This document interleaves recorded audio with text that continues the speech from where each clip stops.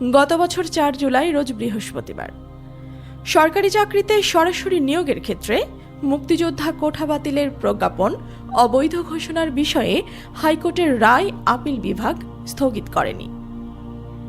প্রধান বিচারপতি ওবায়দুল হাসানের নেতৃত্বে 6 সদস্যের আপিল বিভাগ নট টুডে বলে আদেশ দেন। পরের সপ্তাহে এ বিষয়ে শুনানি হতে পারে বলে ওই দিন অ্যাটর্নি জেনারেল কার্যালয় থেকে জানানো হয়।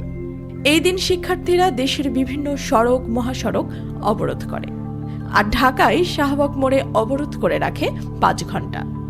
এদিন ছাত্র সমাবেশ থেকে ছাত্র ধর্মঘটের দিকে ডাক দেয়া হয়, আর সেটি ধীরে ধীরে ভয়ঙ্কর রূপ নিতে শুরু করে। দেশের প্রতিটি স্কুল, কলেজ, ইউনিভার্সিটি সহ যে যেখানে থেকে যেভাবে পেরেছে এই আন্দোলনে রাস্তায় নেমেছে। এসব দিন ভুলে যাওয়ার মতো নয়।